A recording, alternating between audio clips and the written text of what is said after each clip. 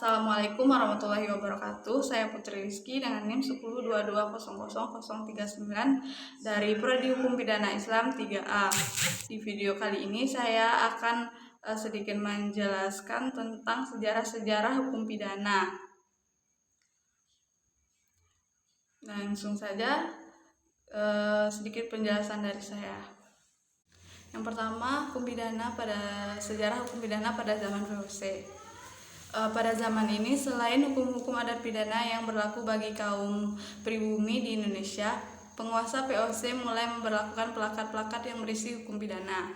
Tahun 1642, Johan Maetsuycker, mantan Hout van Justiti di Batavia yang mendapat tugas dari Gubernur Jenderal Van Diemen merampungkan suatu himpunan plakat-plakat yang dinamakan Statuten van Batavia.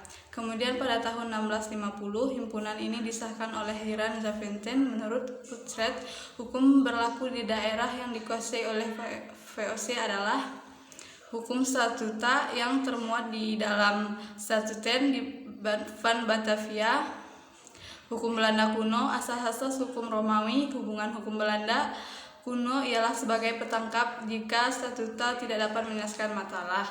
Hukum Belanda kuno diaplikasikan, sedangkan hukum Romawi berlaku untuk mengatur kedudukan hukum.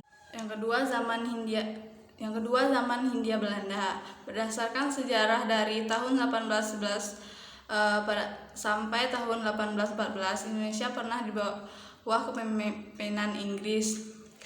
Berdasarkan Konvensi London 13 Agustus 1814, maka bekas koloni Belanda dikembalikan kepada Belanda lagi dengan Regeringsreglement 1815 dengan tambahan, maka hukum dasar kolonial tercipta. Agar tidak terjadi kesenjangan peraturan, maka keluarlah Proklamasi 19 Agustus 1816.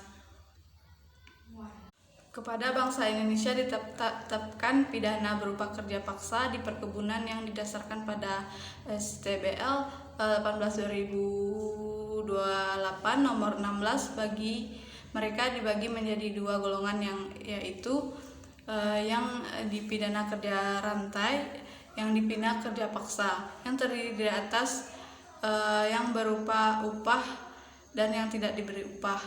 Tetapi dalam prakteknya pidana kerja paksa dikenakan karena 3 cara: kerja paksa dengan rantai dan pembuangan kerja paksa dengan dirantai tetapi tidak dibuang, kerja paksa tanpa rantai tetapi dibuang. KUHP berlaku di golongan Eropa tersebut pada dasarnya adalah salinan kode penal yang berlaku di negeri Belanda tetapi berbeda dari sumber tersebut. Sedangkan kode penal terdiri atas 4 buku. KUHP yang berlaku bagi golongan Bumi Putra, juga seduran dari KUHP yang berlaku bagi golongan Eropa, tetapi diberi sanksi yang lebih berat. Sampai pada KUHP 1918 pun pidananya lebih berat daripada KUHP Belanda 1886. Oleh karena itu perlu ditinjau secara sekilas lintas perkembangan kodifikasi di negeri Belanda. Yang berlaku di Indonesia terdiri atas 2 buku, sedangkan kode penal terdiri atas 4 buku. KUHP yang berlaku bagi golongan Bumi Putra juga seduran dari KUHP yang berlaku bagi golongan Eropa, tetapi diberi sanksi yang lebih berat. Sampai pada KUHP 1918 pun pidananya lebih berat daripada KUHP Belanda 1886. Oleh karena itu perlu ditinjau secara sekilas lintas perkembangan kodifikasi di negeri Belanda. Yang ketiga, zaman kependudukan Jepang. WVSI tetap berlaku pada zaman kependudukan Jepang.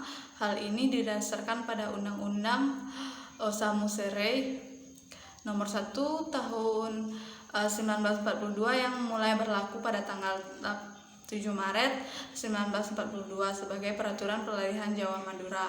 Jadi hanya pasal-pasal yang menyangkut pemerintah Belanda, misalkan penyebutan Raja Ratu, yang tidak berlaku lagi. Peraturan ini juga dikeluarkan di daerah selain Jawa dan Madura.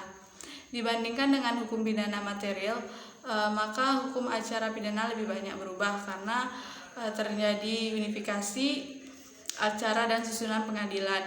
Ini diatur dalam Osamu Serei nomor 3 tahun 1942 tanggal 20 September 1942. Zaman kemerdekaan.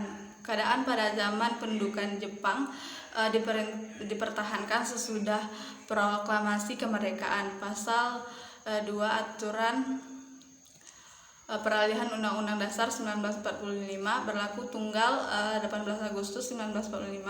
Untuk memperkuat aturan peralihan tersebut, maka Presiden mengeluarkan peraturan tanggal 10 Oktober 1945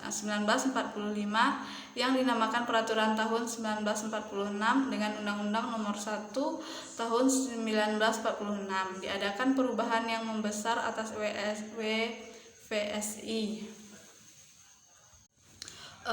Yang terakhir, rancangan KUHP baru. Keinginan untuk mengadakan kodifikasi KUHP nasional yang disusun oleh Putra Indonesia sendiri yang sumbernya dengan memperhatikan perkembangan dunia modern di bidang hukum pidana sudah lama dicetuskan.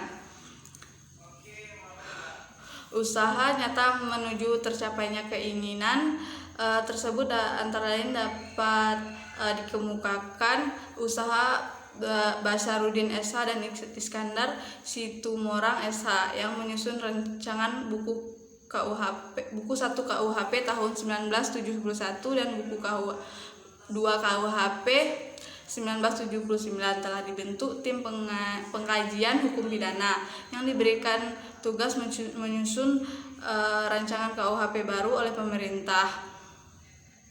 Pada tahun ini disusunlah materi-materi yang diperlukan tahun 1980 sampai 1981. Mulailah disusun rancangan buku 1 yang antaranya lain juga memakai KUHP lama dan rancangan